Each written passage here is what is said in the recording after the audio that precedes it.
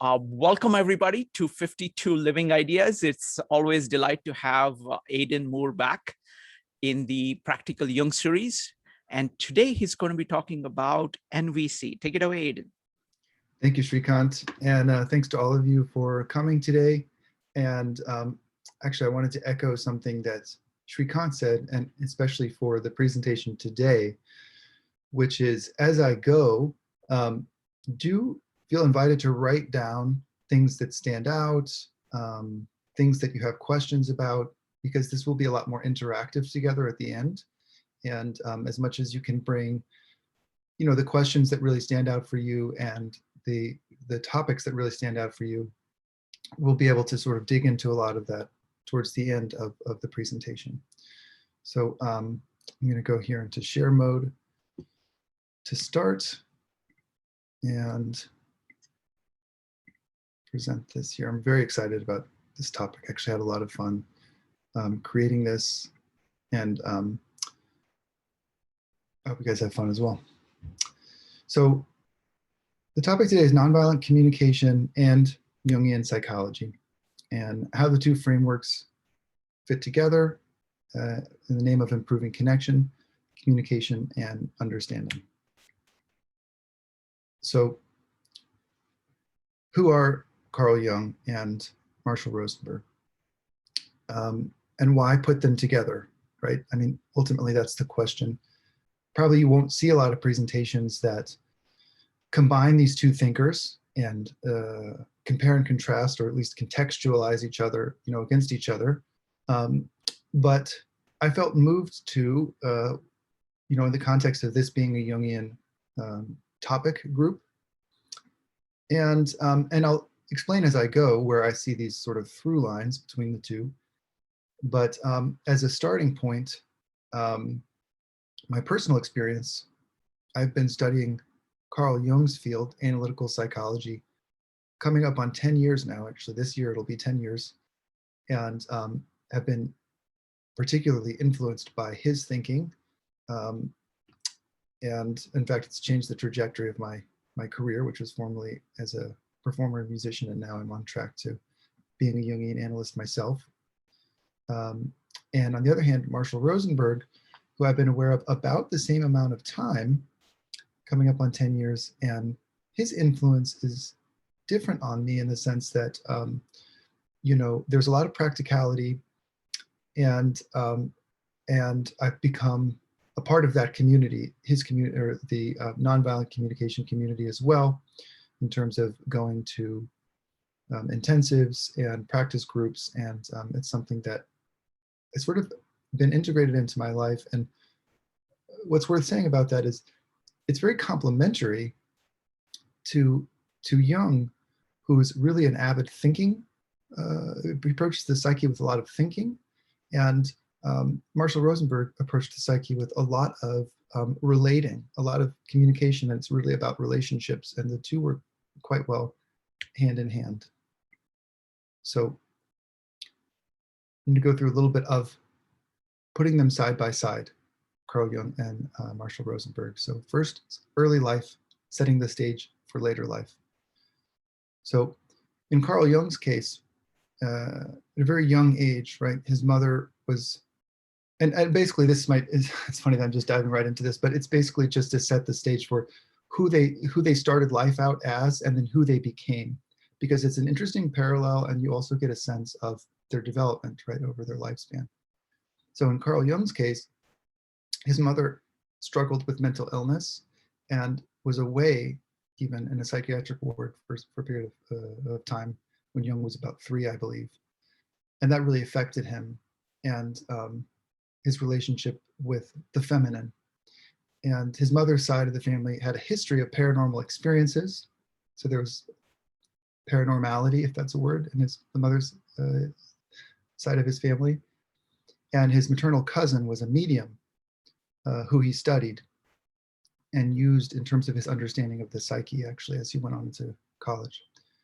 On the other side, Jung's father came from a Protestant lineage, and Jung was not able to relate to his father's religious viewpoint, which got in the way of their relationship and also set the stage for Jung's own wrestling, his own religious orientation. So some early identity stuff that, as you can see, if you know Jung's sort of field, these topics are quite pronounced, right? He went on to study schizophrenia and study paranormal experiences and things like acausality. And he wrote quite a bit about the Christian heritage in terms of thought in the Western world. Books like Answer to Job and Eon that talks about Christianity and Christ as a self symbol. So there's this massive heritage that you can really see from his early life. With Marshall Rosenberg, his father had what we would call today anger problems. He was physically violent with Rosenberg a couple of times, especially, and once so badly he couldn't go to school the next day. There's a lot of violence in his home. And in 1943, the Rosenberg's family moved to Detroit, where 2 weeks later, a race war took place right outside of his home. So his family was locked inside for 3 days, and more than 40 people were killed right outside of his front door, essentially. And shortly after, when he returned to school, he was racial slurs were used against him, and he was beat up based on his identity. So you can kind of see in his case, as he became a mediator, essentially, of violence and conflict, that violence and conflict were a part of his upbringing. And on the other hand, for Jung, he went on to talk about the spiritual impulse, spiritual instinct, and also sort of paranormal, esoteric explorations anyways. You could really see where that comes from, right, in his early experiences. Another thing I like about these two in parallel is that they really both forged their own path in terms of their fields and their trajectories. In the early 20th century, Jung was effectively Freud's protege. He was the president of the Psychoanalytic Association, which was Freud's sort of association, and he was making an effort to practice Freudian psychotherapy. But when his ideas deviated substantially from Freud, he was really in a tough spot. And eventually he made the decision to publish his ideas in his book, Symbols of Transformation. And that cost him his relationship with Freud, and sort of was so unsettling for him, it sort of precipitated the experience of the Red Book, which we won't talk about today, but it really was a challenging time for him, the loss of that relationship. And through that deviation and movement away from Freud and psychoanalysis, he went on to create the field of analytical psychology that we know today. And in the case of Marshall Rosenberg, he started as a clinical psychologist in the 1950s. And in his studies, he came across a professor named Michael Hakim, whose ideas caused Rosenberg to question the validity of clinical diagnoses. And Hakim also taught Rosenberg to look at the external context and structures in which violence and mental illness emerge, rather than just diagnosing the individuals. Looking at the context, looking at the structures, not just the individuals. And once he was in practice, he found that the contemporary tools of psychotherapy did not work very well to do what he wanted them to do, namely to create meaningful transformations in his clients' lives. So he went on to start asking and addressing new questions around themes of violence and well-being. And he went on to create the field of nonviolent communication. Now, interestingly, something I wanted to hear, been asking myself the question of why these two people together, right? And there was something that came to me this morning that I want to share before I go into NVC practices, which is this. If you can see the screen here, I'm going to show you this high-tech device that I've created here. So for Marshall Rosenberg, he came from a exploration of violence and conflict, right? And the whole premise of nonviolent communication is to move into compassion, to move into connection, right? But what he did is not just say, don't be violent, be compassionate, right? He recognized that there's a transcendent concept, which is communication, from which violence can come, or from which compassion can come. It's a transcendent. I wrote.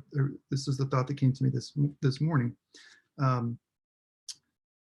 That he created sort of a way of transcending the negative by creating transcending the negative experience by creating a higher order that contains the possibility of both the negative and the positive.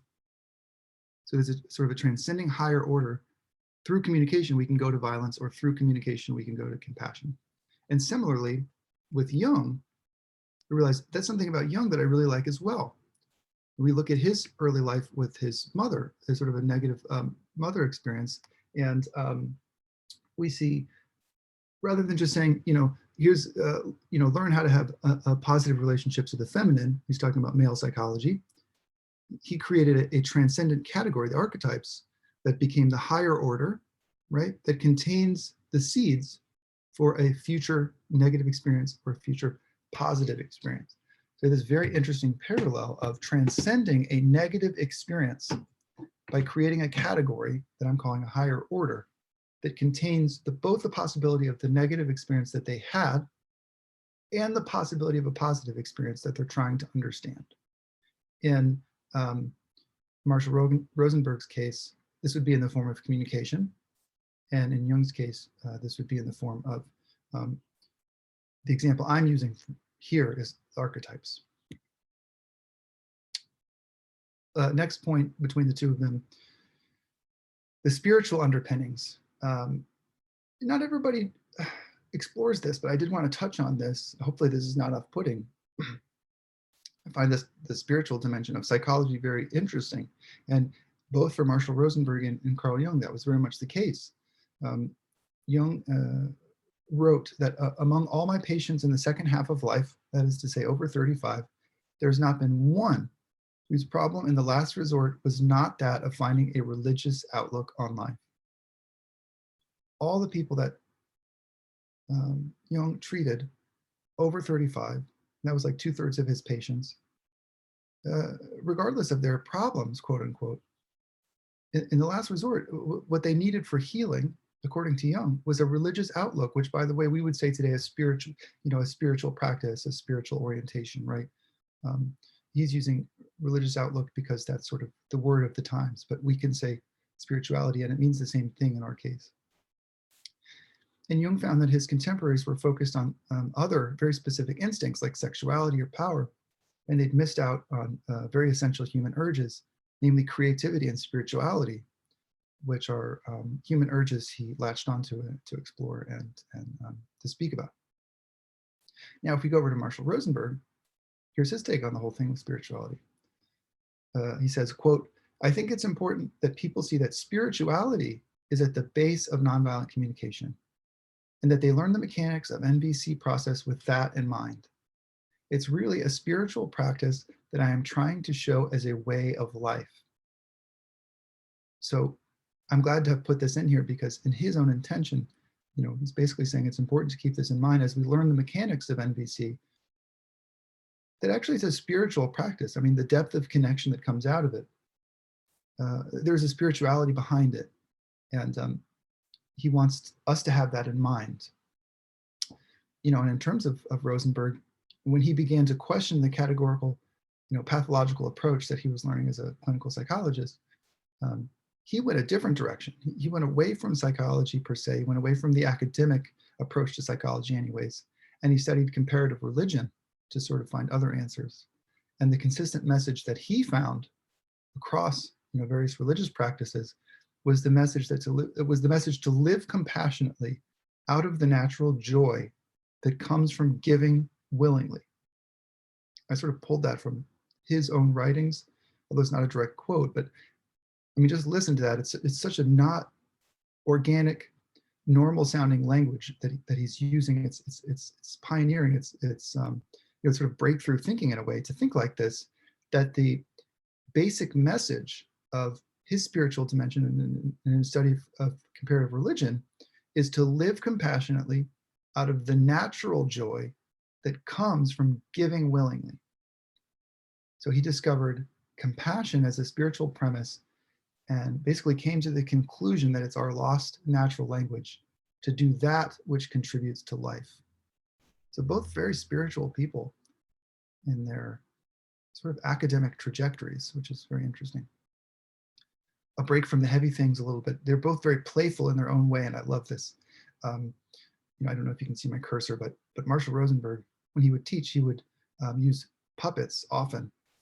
And with the giraffe, this is sort of when he's giving voice to, communication that's in alignment with NVC, right? NVC principles and communication.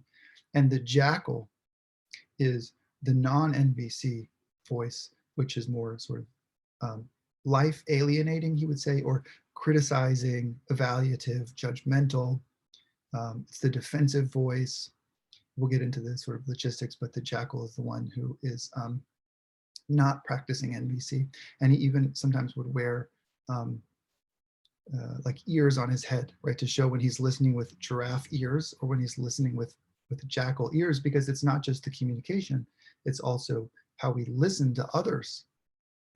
And I love that he just brought puppets into that. It's just, and you can see in his workshops, he just talks about the heaviest things. I mean, he mediated conflict in war zones, and yet, when he teaches, about, sometimes murderous events, he's got these puppets, and he can do it with laughter, and I'm just moved by that aspect of him. And Jung, who is a bit lived earlier in time, we have different sorts of pictures from him, but when he did start doing the Red Book, the way he dealt with his break from Freud, and incidentally later when his wife passed away, the way he dealt with this very challenging experience in his life was to go to a childhood practice of his, which was a love of building. It was a love of building. So the way he processed painful experiences was to sort of go into this childhood play.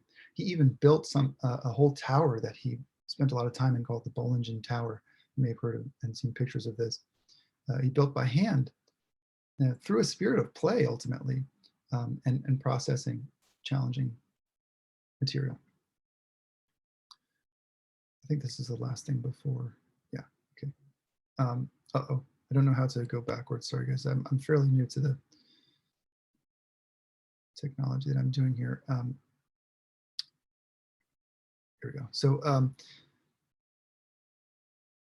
connection to the transpersonal, and then we're going to really dig into the NVC. So transpersonal is sort of not individual, right? It's the dimension of psychology or spirituality, whatever, that we all share. It's transpersonal. It's across the personal. So we all share it. It's beyond the personal, I should say. So in Jung's case, and if you stay later to John Beebe's presentation today, he's going to touch on this, I'm sure, because archetypes, which are the theme of his talk, are sort of this very instrumental aspect of this transpersonal part of psychology, according to Jung. And that's what John Beebe will be presenting on the archetypes. But in Jung's case, he came to the realization that at the deepest layers of our psychology, there's a part of us that is not individual and is therefore transpersonal. It is this aspect of the psyche that Jung came to call the collective unconscious. And Jung described the collective unconscious in the following way. In addition to our conscious awareness and our personal unconscious, there exists a second psychic system. I should say, when Jung says psychic, he doesn't mean ESP, he means like psychological. So there exists a second psychic system of a collective, universal, and impersonal nature, which is identical in all individuals. This collective unconscious does not develop individually, but is inherited. So in terms of nature versus nurture, it's a nature dimension of the human psyche. It doesn't develop individually, it's inherited, and it consists of pre-existent forms, the archetypes, which can only become conscious secondarily, and which give definite form to certain psychic contents. That will sound like gobbledygook. I'm still learning about that. But essentially, that's a dimension of the psyche that's inherited, that shapes experience. It shapes experience, but it doesn't come from experience. It's the collective unconscious. On the next slide, I'm going to give a practical example of this so it doesn't sound so abstract. In Marshall Rosenberg's case, he came at the transpersonal from a totally different angle, and instead of talking about archetypes or the collective unconscious, he talked about shared universal needs. And universal needs are the expression of what is alive in us at any given moment. That's how Rosenberg often describes it. What is alive in us? So when we're connected to the universal needs in ourselves, we're able to communicate with others by expressing ourselves honestly. It's the communication dimension of nonviolent communication. And when we're connected to the alive needs in others, we're able to listen to them empathetically. And that's the listening dimension of NVC. So the essential thing in Rosenberg's case is that needs are universal. And so like the collective unconscious, they're inherited and universal. They do not originate from personal experience. So how do we make this practical? I'm going to go out of presentation mode so I can jump around slides a little bit here. How do we make this more relatable, right? So Jung actually used the example of the rhizome plant. And I'm going to use that example as well. This is a rhizome plant. In fact, here's some information about rhizome plants. They are a plant that grows from underground, obviously, and the rhizome itself, this horizontal root system right here, is called the rhizome, and it grows horizontally. So since it's a stem, it has nodes and is able to put out other stems, usually straight up and above ground. This means that a patch, and this is very important, because I know I've been talking for a while here, but I want to catch this for those that are here with me or listening in. This next point is very, very important in the point that I'm trying to make. This means a patch of what looks like several individual plants grouped near each other may actually all be shoots of the same plant put up by the same rhizome. Okay, so because this horizontal root system is underground, when we look above ground, if you can see my cursor here, I'm kind of just going to where I imagine the soil would end.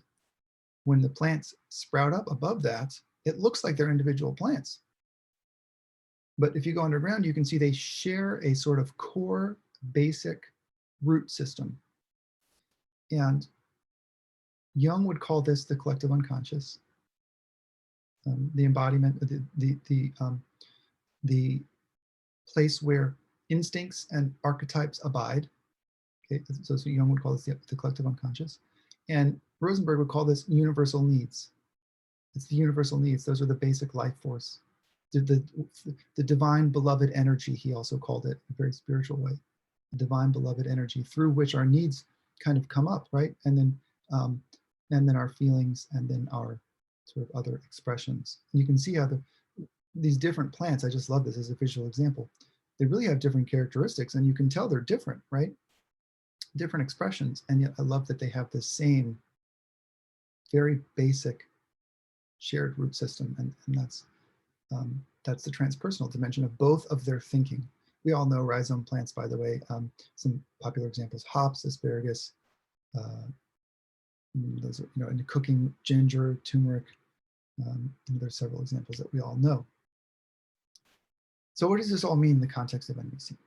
So NVC is founded on language and communication skills that strengthen our ability to remain human, even under trying conditions. So the intent of NVC is to remind us about what we already know about how we as humans were meant to relate to one another. It's almost like it's already in there, we just have to be reminded. And to assist us in living in a way that concretely manifests this knowledge.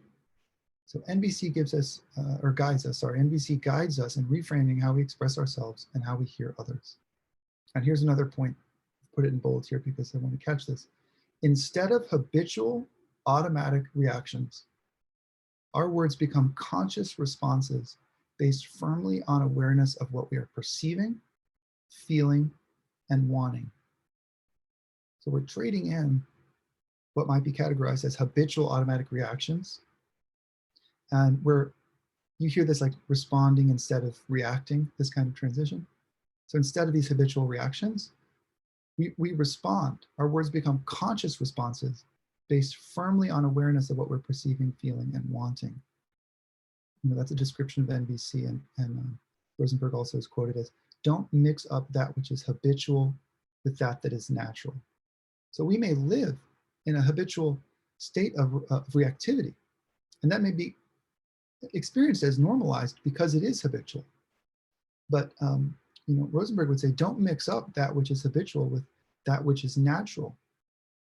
Going back to the comparative religion message, for Rosenberg, compassion is that's what's natural. It's just, we have to be reminded that. We have to be reminded that.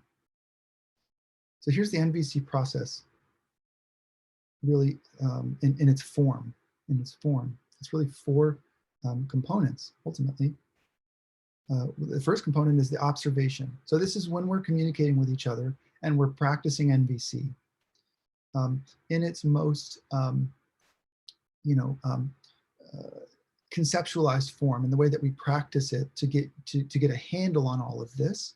This is the sort of, you could say formula almost, but it's basically the formula that we use to get in touch with NVC and use the NVC process. So it's composed of these four components. And the first component is an observation. Okay, so that's the concrete actions we observe that affect our well-being. Two, it's the second component is feelings, and that's how we feel in relation to what we observe. Okay, the third component is needs, which is not only needs. We use needs as sort of a catch-all phrase in NVC, but it's needs, values, and desires, etc., that create our feelings. That's a very interesting phrase. We're going to come back to. And four, the fourth component is requests, which are the concrete actions we request from others or ourselves in order to enrich our lives. So there's the formulaic process: observations, feelings, needs, and requests. And in NVC, we sometimes say OFNR as an acronym. And along with the process, there's two parts of NVC I just want to catch. It's less relevant right now, but it's worth catching. Again, that there's an expressing component and a listening component, right? So the expressing component is to express honestly using these four components. And the listening part is to receive empathetically through these four components. Move to the next slide here. So here is I pulled this from a NVC certified trainer. Her name's Kirsten Christensen, and she's incredible. And from one of her worksheets. So we have the form, which is what I just showed you: observations, feelings, needs, and requests. And this is what it looks like, right, in the left category. And this is what we're trying to avoid, is what's showing up in the right column here, right? Left column is NVC, right column is what we're trying to avoid when we practice this form. So when we observe, we're trying to avoid evaluations or judgments or criticisms. When we're expressing the second component, what we feel, we're trying to avoid analytical thoughts. And we're going to dig into all of this. So, I'm just sort of introducing this preliminarily, but basically it's a feeling, and we're trying to avoid putting it into sort of analytical thinking. And where this because is very important. You see where the because is? It's between the feeling and the need. Incidentally, we tend to put the because between the observation and the feeling. I feel angry because you did this, right? I feel angry because the dishes are in the sink and you said you'd do them. I feel angry because you didn't do your homework, and that's going to reflect poorly on me as a parent. Okay, so, or you won't reach the goals that I have for you if you don't do your homework. So the because in our natural, remember the habitual, not the natural, but the habitual, the because goes between the observation and the feeling. The just incredible, relieving, wonderful thing that NVC does is it puts the because between the feeling and the need. So we say that we feel something because this need is not getting met. When I observe this, I feel this because my need. So when I see the dishes in the sink tonight, I feel angry and disappointed because my need for order and consistency is not being met. See, the feeling comes from my need. It doesn't come from the observation. That's a transformative concept alone, and we're going to dig into that. But coming back to this, the practice of expressing needs, what we're trying to avoid is a strategy, right? If the need is tied to a specific strategy, we're really in trouble. If you have to do something specific, if you as a specific person have to do a specific thing for me to feel that my need is getting met, that's way too much pressure on you. And I'm setting myself up for serious disappointments. And also, it's just a poor way of facilitating a connection. It just doesn't work, right? It decreases the chance that my need will get met. and it creates resentment and pressure in relationships that's unnecessary. So the need and the strategy are not the same thing. When I say, when you go, I'm just sticking with the dishes because that example seems to come up a lot. When you don't do the dishes and you say that you will, I'm angry because I need you to do the dishes so I can feel peaceful and at ease. Well, now I need you to do something. It's almost like, that's actually a poor example because I'm using the word need incorrectly there, so I'm catching myself. But the idea is the need for ease or order or peace or consistency. We'll get into like the specific words here. That not getting met is what's causing the feeling. It's not the specific strategy that's not working, because you can change strategies. That's the point. Strategies can evolve and change, but the need, when it's not met, can create some very negative feelings. And lastly, when the fourth component, the request, what we're trying to avoid is a demand. It really is a request. It's not a demand.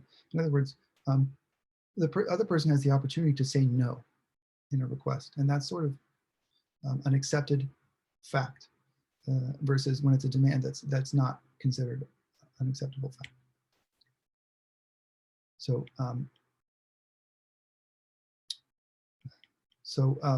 here's some examples. I'm also noticing I'm throwing a lot at you.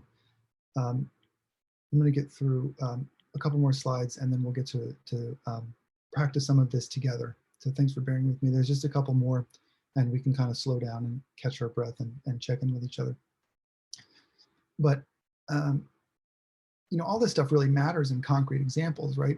I'm being kind of abstract because you want to learn the form and the basics, but this really matters in concrete examples when we're communicating with each other. So I want to give a few of those before we sort of break here, in terms of the style of communication, the observations that we can make. So this is all in the realm of observation, right? The observation that includes evaluations, and the observation that's free of evaluation, so you can see that distinction. So if we start with the observation component, that's where we are. So so when we talk about the use of the verb to be without taking responsibility for the evaluation, for example, you are too generous. Now, too generous is not an objective statement, right? Too generous is according to my perception of it, right? That's my evaluation. This is an observation that includes evaluation. If I want to be making an observation that doesn't include an evaluation, which is what we want to avoid, and I might say something like, when you lend your friend $20,000, I think you are being too generous. Now I'm expressing my point, but it's in this very specific context. It's not global. You are too something. And the experience of too generousness lands on my evaluation instead of some sort of vaguely objective thing that's not true. Okay, so there's the specific situation, and I'm taking ownership for the too generousness feeling.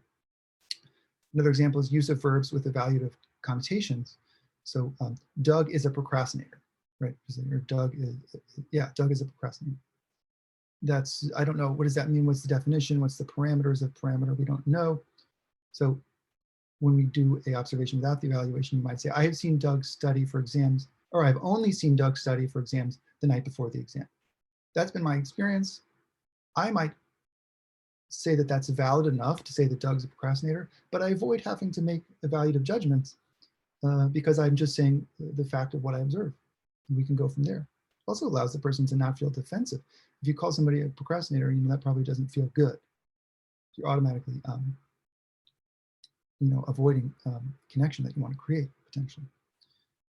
So another facet is implying that inferences about another person's thoughts, feelings, intentions, or desires are the definitive ones. So making inferences perceived, how other people are acting as definitive things. So she won't get her work in. She won't get her work in. Right? And the observation without the evaluation would be, I don't think she'll get her work in. Or she said, I won't get my work in. So we've taken it out of this sort of inferential world and we brought it into what I think or what she said. That doesn't have an evaluation behind it, theoretically. Lastly, in this, it's the confusion of prediction with certainty. For example, if you don't eat balanced meals, your health will suffer. It seems like normal logic, but we can't really say that for sure, right? We would say, if you don't eat balanced meals, I fear your health may suffer. That's the thing, right? I'm concerned about your health. So if you don't eat balanced meals, I fear your health will suffer. Next slide. The failure to be specific about reference, right? This one challenged me to write this one because I didn't want to write something that was offensive and it was hard, but men don't know how to express their feelings. That's an evaluation, right? That's a judgment. Men don't know how to express their feelings. If I put it in an observation about an evaluation, let's say, partner or Matt is my roommate, and I could say in the past 2 weeks, I have not seen or heard Matt express any vulnerable feelings to me. Okay, well, that's a specific context, and I'm not sort of blowing it up out of proportion, right? Another example, using words that denoting ability.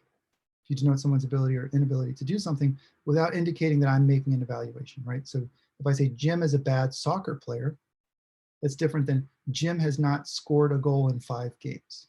So while you're listening to these, what I would love is think in the back of your mind of examples of in your life of your own observations, perhaps in areas that are challenging in your relationships or in circumstances, could be at work or whatever the case may be, but where you find yourself with difficult feelings. I want you here to be honing in on the observation. What's the sort of initial thing that sort of triggers what we would describe as triggering the negative feeling? Hone in on that. What's the specific observation? That's what I'm trying to support you to be able to do, is look at the observation without the evaluation. And we're going to be working with some of these as we go. So it's not a bad idea to start now.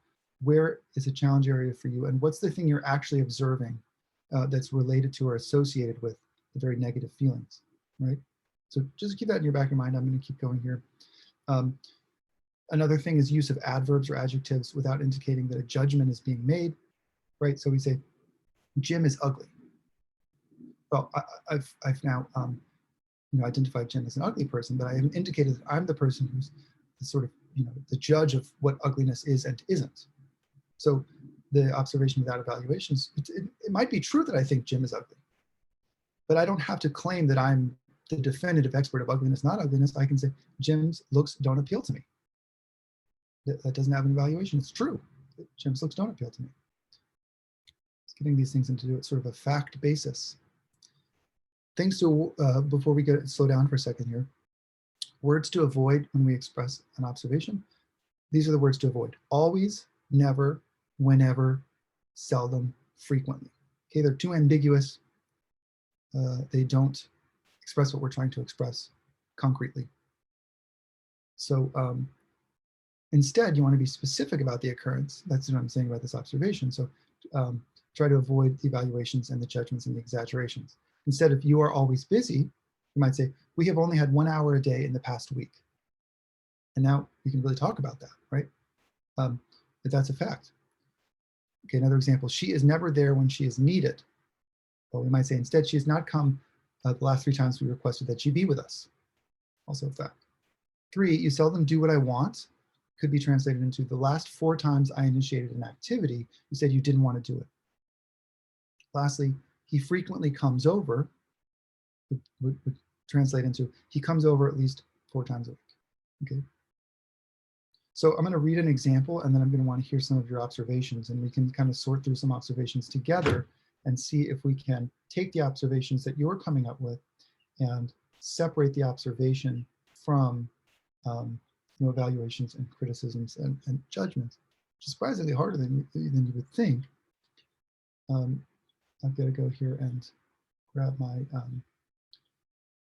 the reading thing that I wanted to read for you. Okay, here's an example from Marshall Rosenberg's book, Nonviolent Communication. Here's a difference of, look, it's just like a wizardry. It's almost like a ninja the way he does this. Here's a dialogue that really took place in a workshop that he was at. Okay, so I'm going to read both parts, obviously, him and the participant. And about half an hour into the presentation, he invited reactions from the participants, which I'm about to do with all of you. And one person in the audience raised their hand and said, "You're the most arrogant speaker we've ever had." So Rosenberg guessing at the observation, because you're the most arrogant speaker we've ever had. This breaks all the rules we just went over, right?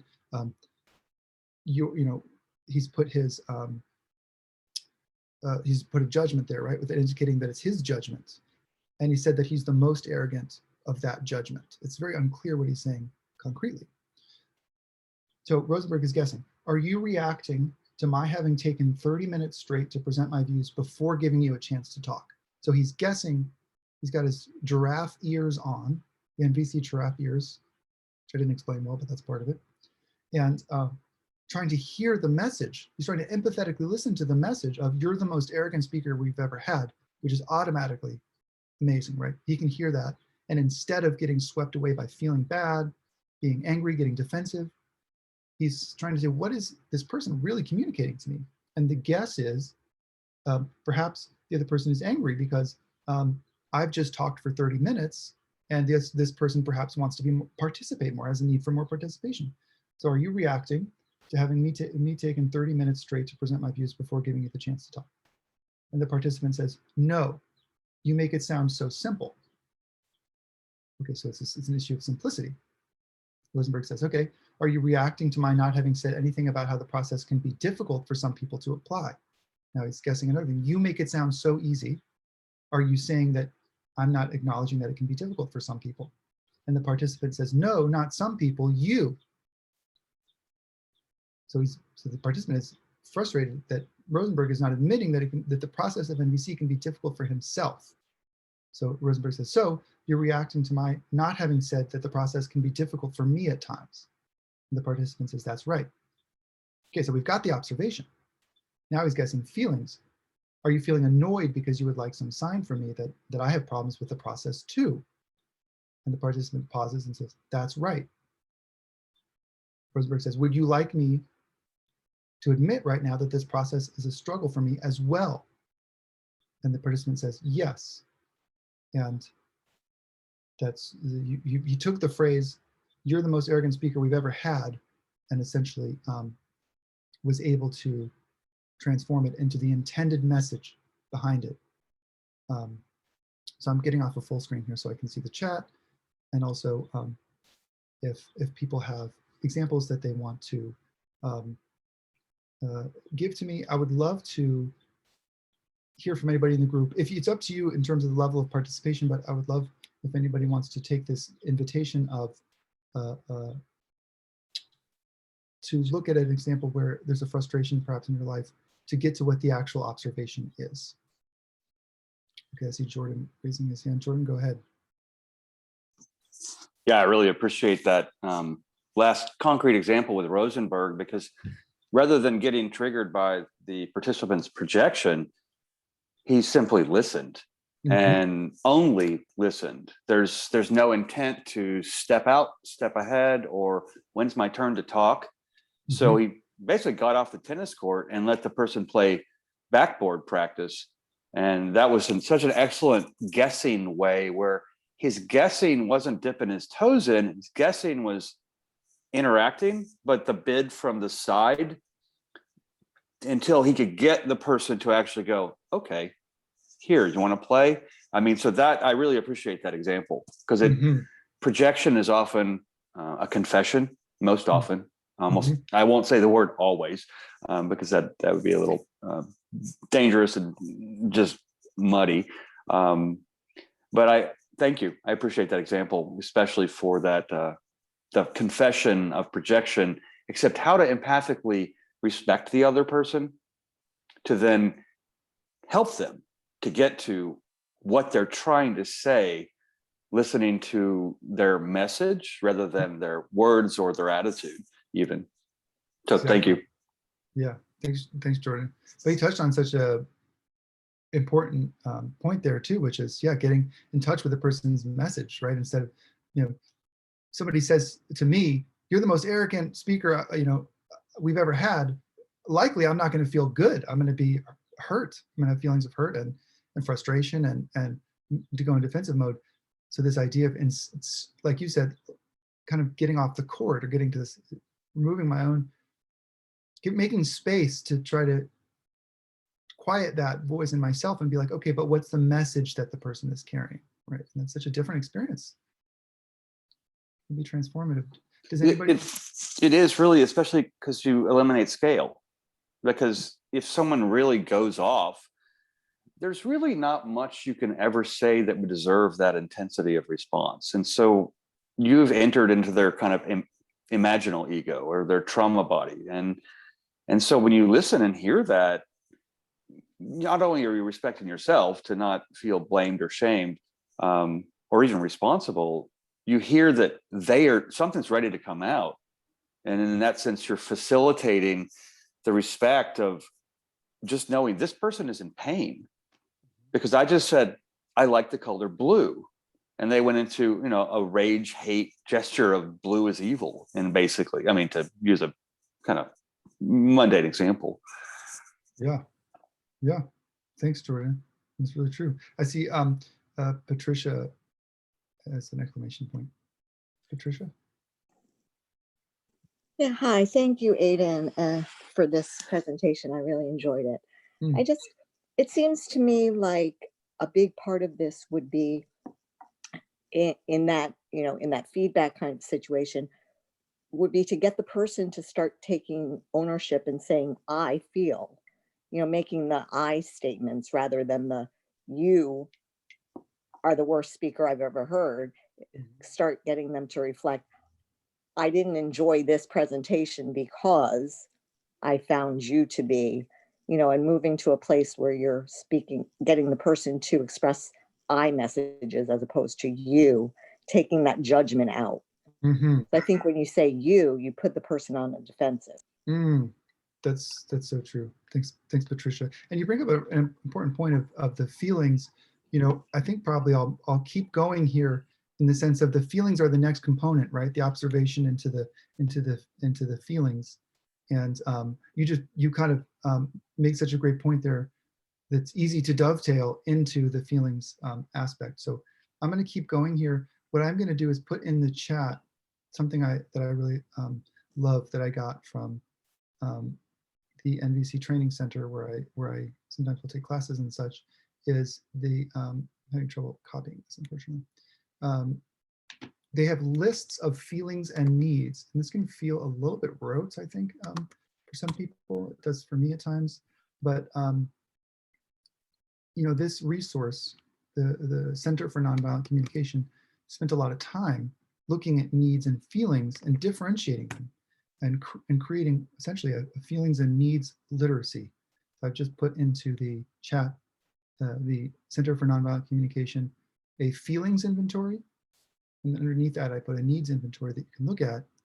We'll be using these later, but it gives us the language to do exactly what Patricia just said, and to take ownership for the I statement. I feel, but of course then we have to. What is the feeling? That's still the blank there in that situation. So I'm going to go back to sharing mode here, and okay. So here's the form again, right? So we've got the observation. We're trying to avoid the evaluation. Next, we go into the feelings, and I just said this, but essentially there's two competencies behind NVC, the feelings literacy and the needs literacy. So I just shared that list. When it comes to feelings, first thing we want to distinguish is feelings and thoughts. So be wary of using the word feel when the word think is appropriate. And think is always appropriate if the word feel is followed by the following. That, I feel that. I feel that you are wrong. I feel that this was incorrect.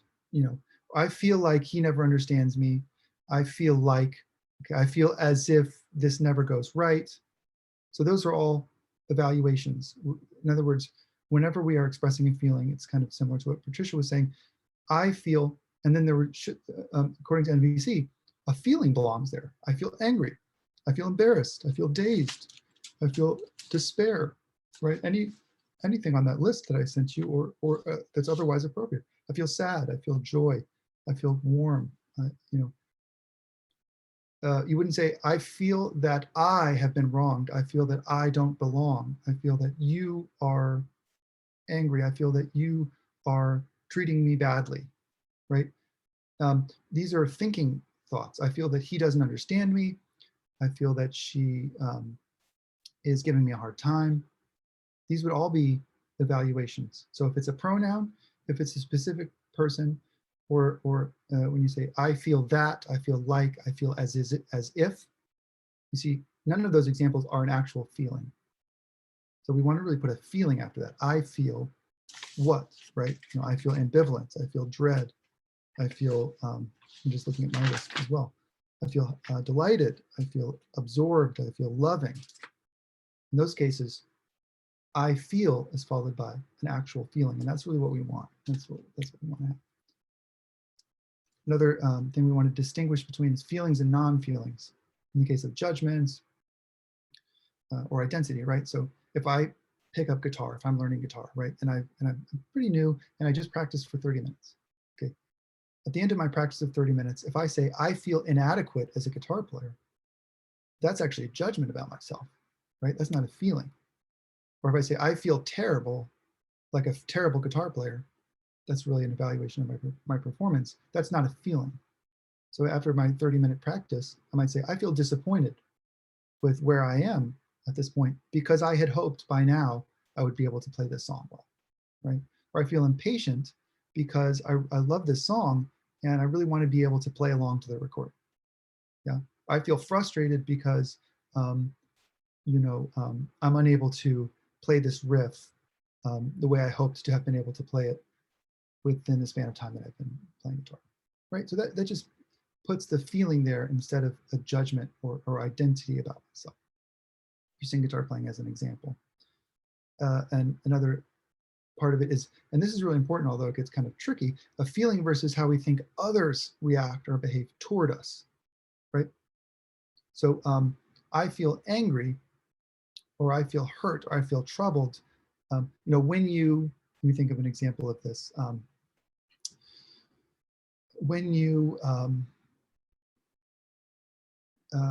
say, when you don't invite me to the party, okay, when you had the party last week and I didn't get an invitation, I didn't receive an invitation, I felt angry because I need to be included, because I have a need to be considered. So I'm feeling angry. Angry is a feeling. I feel hurt because I have a need for consideration or for inclusion.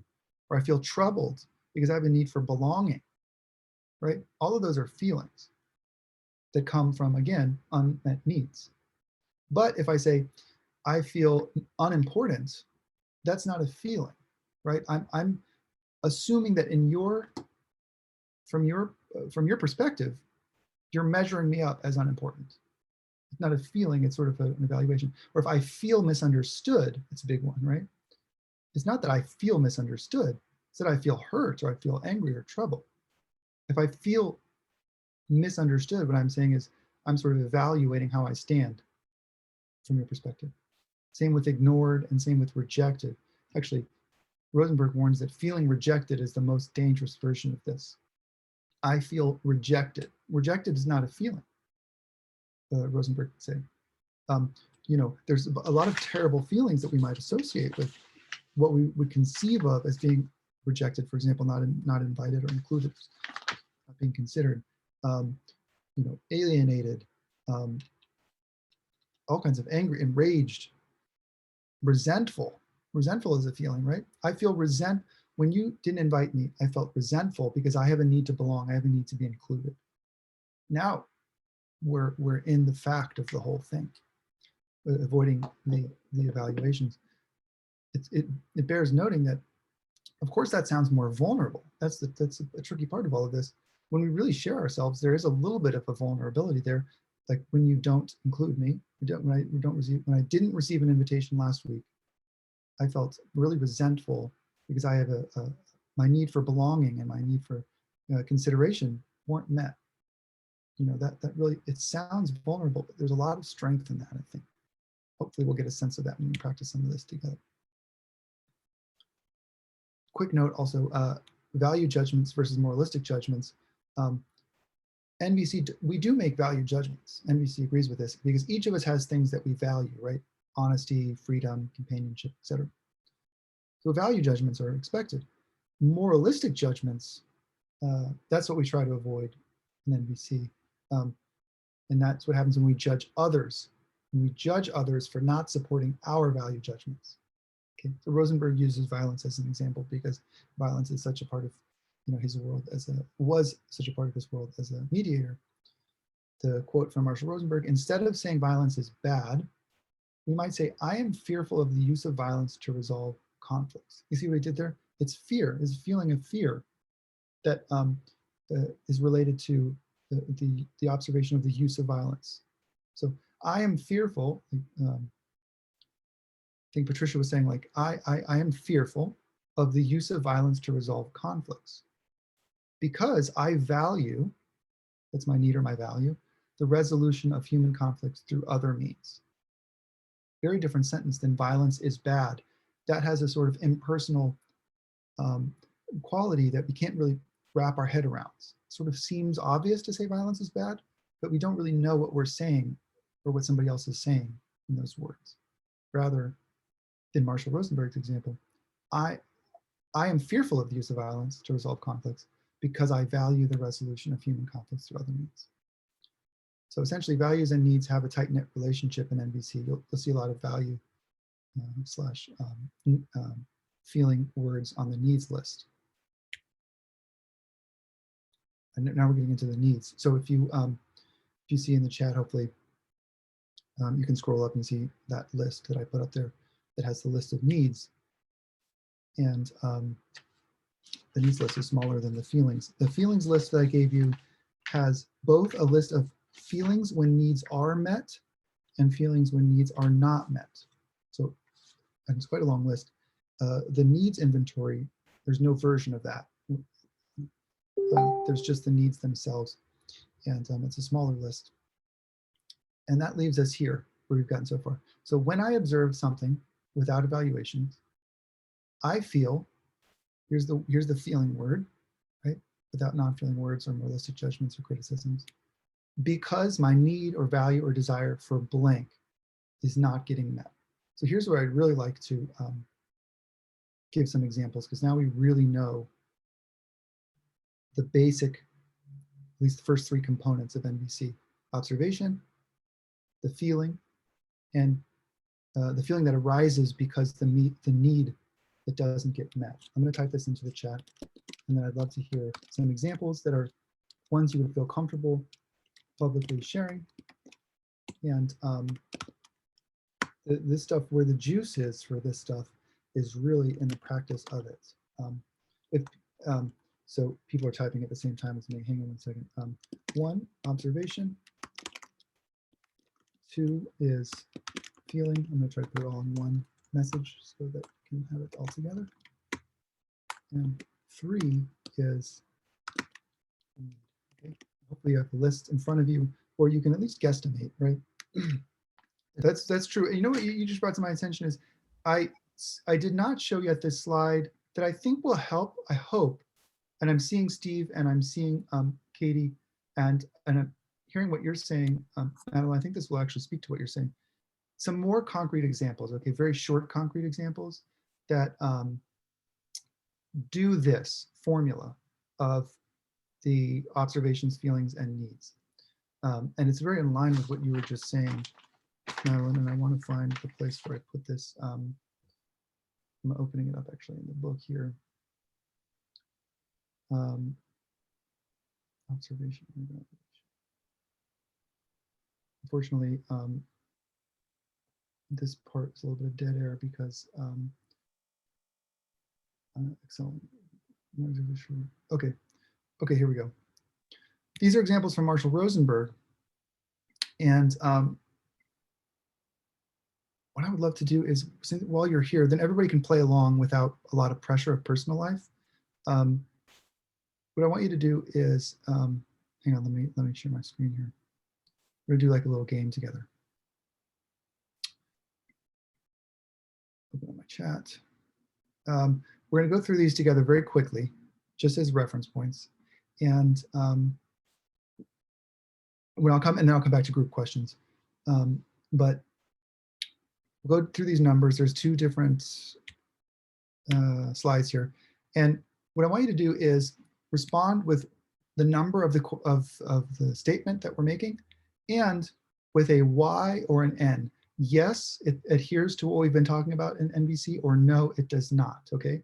So for number 1, you would put 1 Y or 1 N, and here's the example with Marshall Rosenberg. You irritate me when you leave company documents on the conference floor. Does that sound like 1 Y or 1 N in terms of there's an observation that's clear without judgment and evaluation, there's a feeling, and there's a need. And the response from Marshall Rosenberg is, if you agree with this, we're not in agreement, because it implies the other person's behavior is responsible for the speaker's feelings, and it doesn't reveal the needs or thoughts that are contributing to the feelings. So you irritate me, so I'm irritated when you do this, right? But there's no sense of the connection between the needs and the feeling, like we were just talking about with Madeline, because my need for order, because my need for peace, for organization is not being met, right? Yeah, I'm seeing the ends come in now. That's great. Thanks for playing along. Okay, number 2, I feel angry when you say that, because I am wanting respect and I hear your words as an insult. Is that an example? Seeing the Y's come in. I feel angry when you say that, observation. When you say that is the observation, anger is the feeling, because I'm wanting respect, that's the need. And I'm hearing what you say as an insult. Yep, and I'm seeing the Y's, and according to Marshall Rosenberg, he would say yes, he's in agreement. The speaker's acknowledging responsibility for their feelings, which is what we were just talking about. Okay, number 3. I feel frustrated when you come late. These are naturals.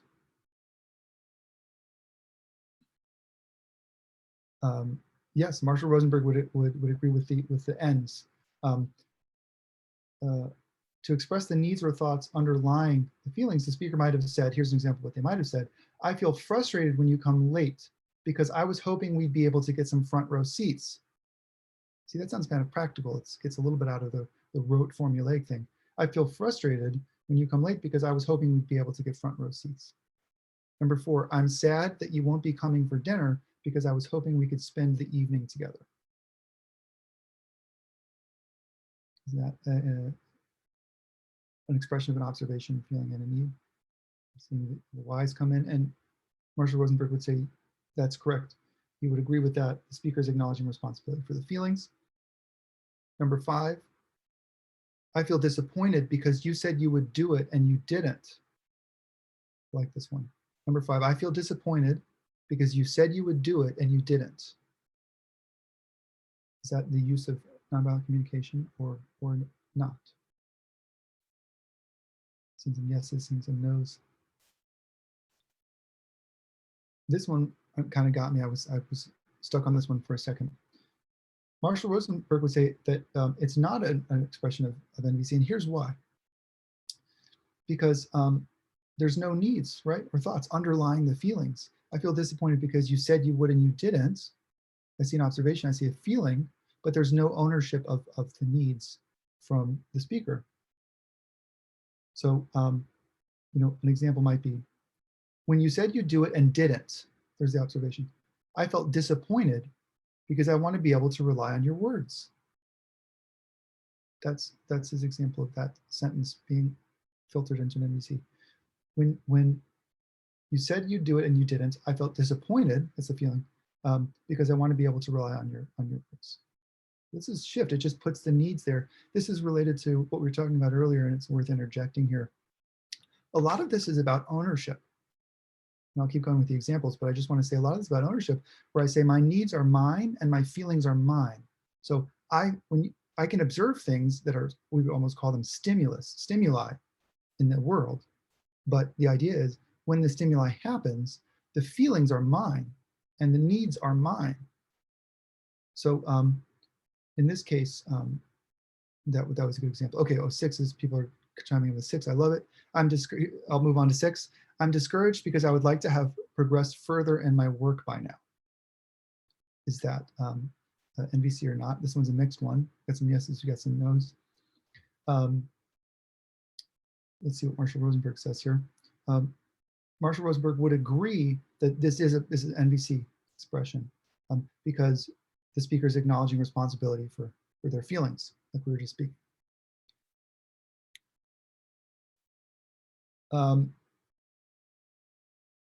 Little things people say sometimes hurt me. I'm just going to read through these quickly. Little things people say sometimes hurt me would not be correct, right? Because here's how that could be turned into a NVC practice. Sometimes when people say little things, and I would actually argue that that could be said a little more specifically, but sometimes when people say little things, I feel hurt because I want to be appreciated, not criticized. So it's just a sharper focus than little things people say sometimes hurt me. 8 would be, I feel happy that you received that award. Actually, let's do this one. I feel happy that you received that award. Is that a practice of NVC?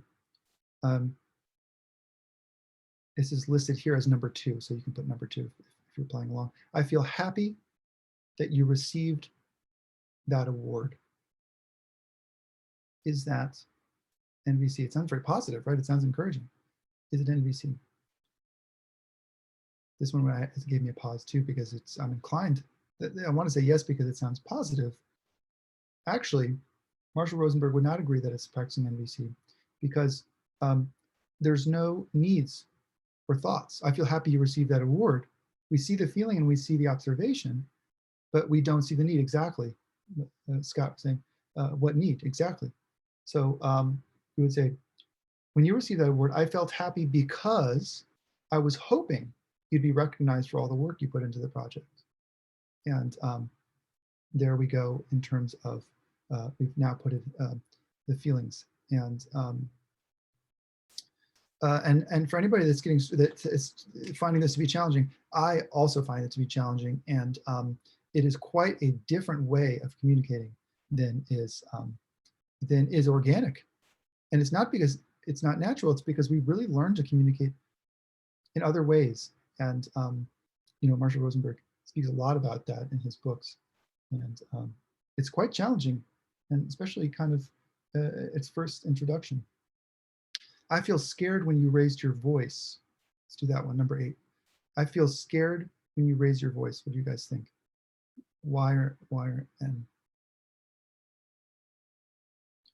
I feel scared when you raise your voice. I'm loving the participation. This is great. These guys got some, yep, got some Y's, got some N's. So I feel scared when you raise your voice.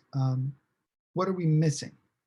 What are we missing? We have an observation, which is correct, right? The person raised the voice, so that's an observation. And I feel scared, that's a feeling. So what are we missing? Yep, you guys are nailing it. We're missing the need, right? So how might we put this in terms of NVC? We would say,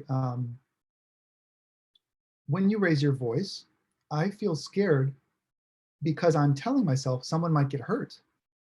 And I need to know that we're all safe. Right? It's a long-winded version, but it puts it all there. I'm telling myself someone might get hurt. So I'm afraid someone might get hurt. I have fear, right? I feel scared because I need to know that we're all safe. I have a need for safety. And that need is not getting met because I'm afraid someone might get hurt. That's what I'm telling myself. So instead of, I feel scared when you raise your voice, Rosenberg would propose you say something more like, or would propose the option of, when you raise your voice, I feel scared because I'm telling myself someone might get hurt here and I need to know that we're all safe. Okay. And we'll do one more here. Bye, Joseph. Thanks for coming, man. I am grateful that you offered me a ride because I was needing to get home before my children arrive. What do you guys think? Y or N? Feel grateful that you offered me a ride because I was needing to get home before my children arrive. Seeing the Y's coming in. Yeah. Rosenberg would agree that that is a. So this is fun. So I'm regretting now that I didn't put in more kind of examples earlier to sort of go as we do with the observations and the feelings and the needs, but I really enjoyed playing along with you guys on that. Now that we've done that together, does anybody want to try again now? If you just want to put a, raise your hand or put an exclamation point in the chat, I'd love to hear from you some personal examples, how you might put this into practice, right, in a situation in your own life.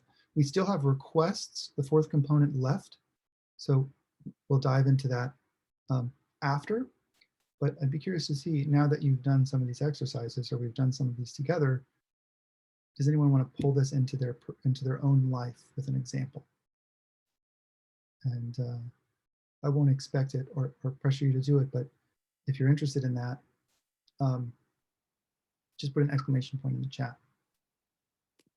Anyone? Andrea? Nice. Hi. Yeah. So just sort of a statement. Yeah, or how you might play. In other words, like let's try the actual thing. So the observation into the feeling, into the need that's not getting met. Okay. I feel grateful that you are offering this workshop today, because I would love to improve my communication skills. So in terms of, thank you, first of all, that's such a lovely start and a positive version, and I have gratitude to you sharing that. And okay, I feel grateful that you're offering this workshop today, because my need for learning and connection and communication is being met.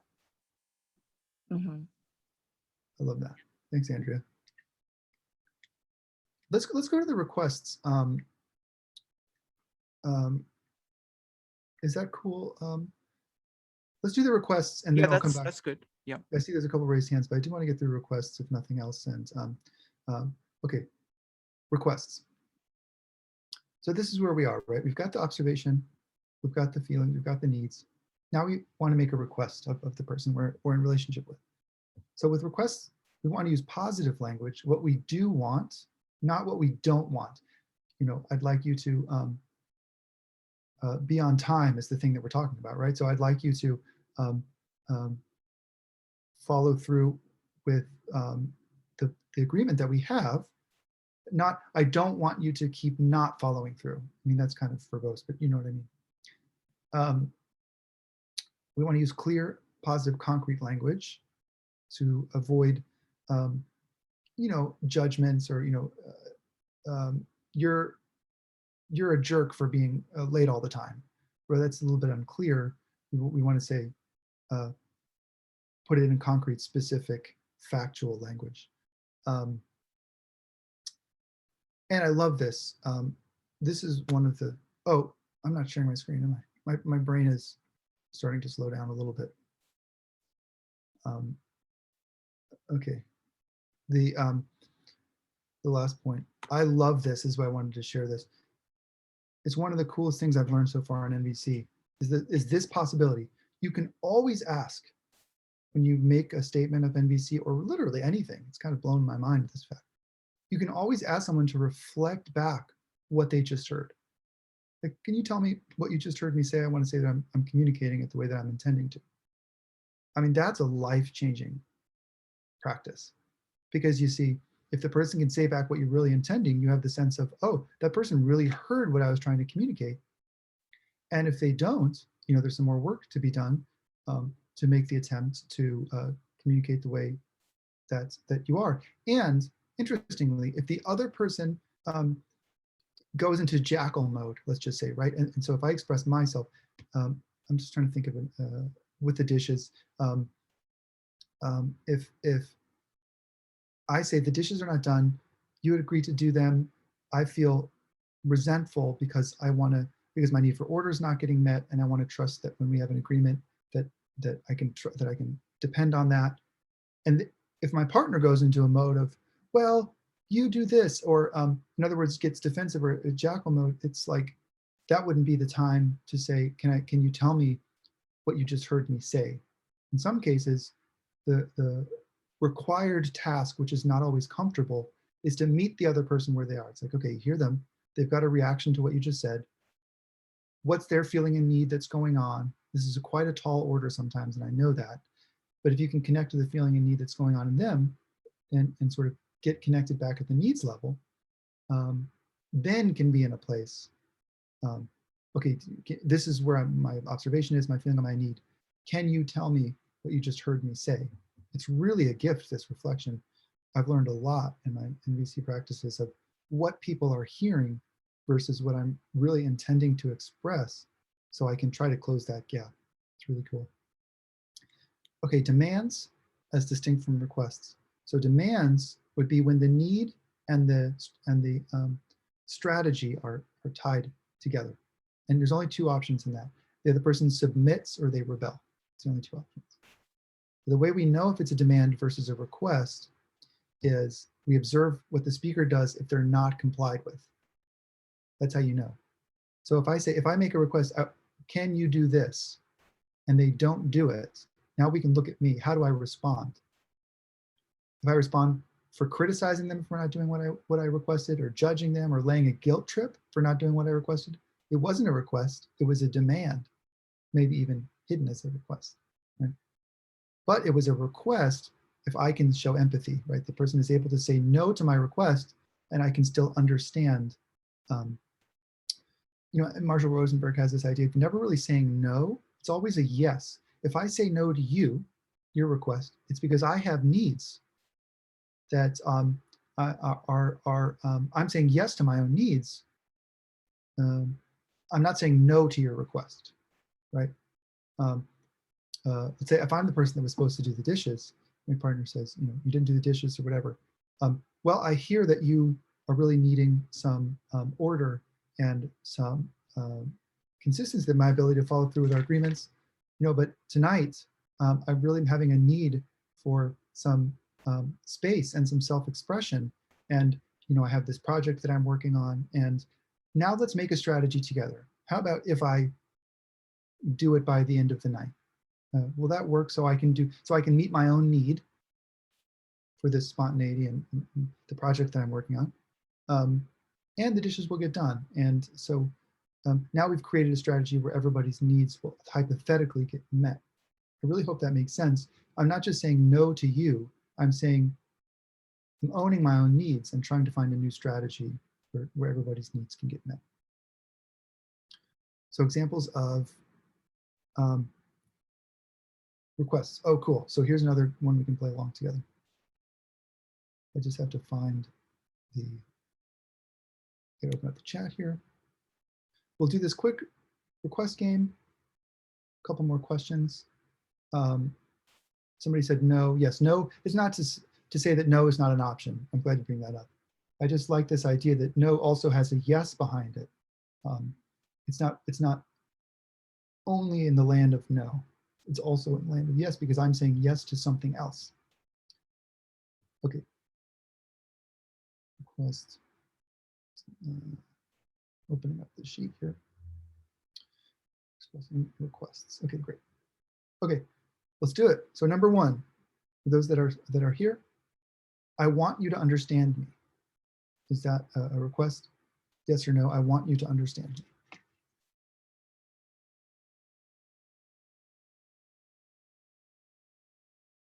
No's, yes. I want you to understand me. That's my request. Okay. Okay, Marshall Rosenberg would say, the word understand is not a clear request, right? So what's the concrete action that would produce my feeling of being understood, right? A request for specific action might be, I want you to tell me what you heard me say. So there's the request. If I'm not sure if I'm if I'm not experiencing myself as being understood by you, and that's not a feeling, but I'm just saying that's my interpretation, then I can always request, will you tell me what you heard me say just now? That would be the Nvc version. Okay. Number two, I'd like you to tell me one thing I did that you appreciate. Is that an Nvc request? Y or N? I'd like you to tell me one thing I did that you appreciate.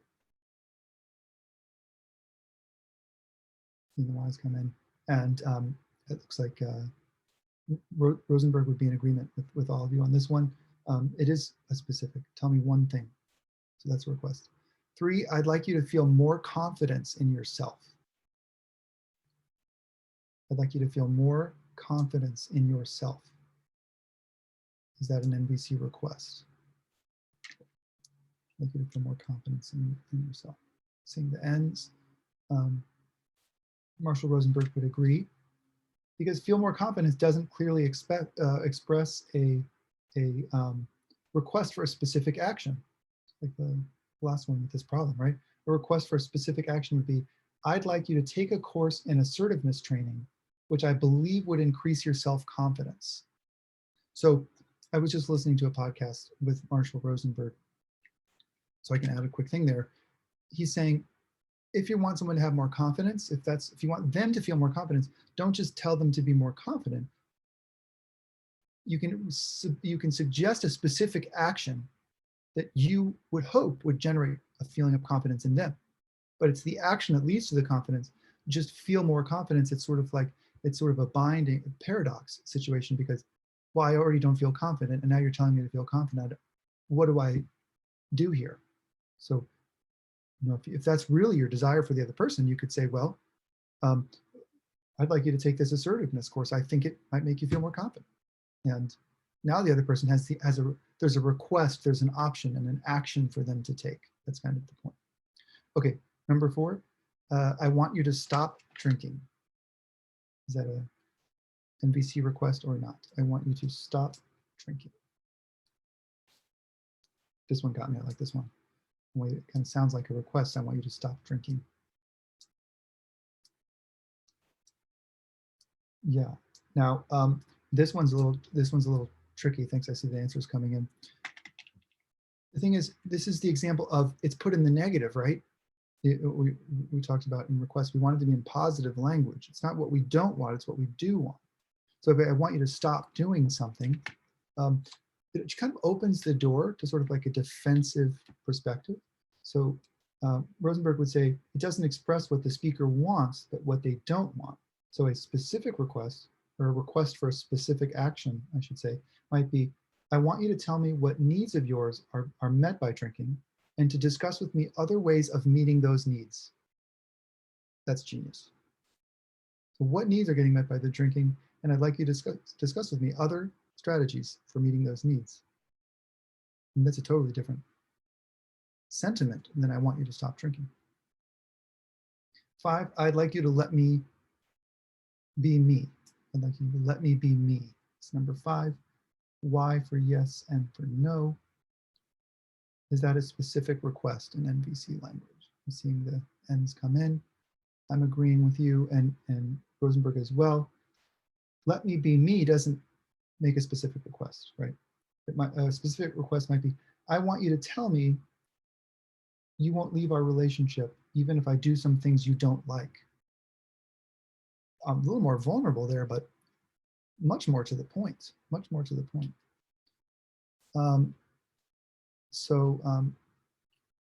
You know, I feel that's enough with these exercises. I've been enjoying doing these with you, with all of you, but I want to save some time for general conversation as well. And I know that we're getting to the end here. So thanks for everybody participating in that. And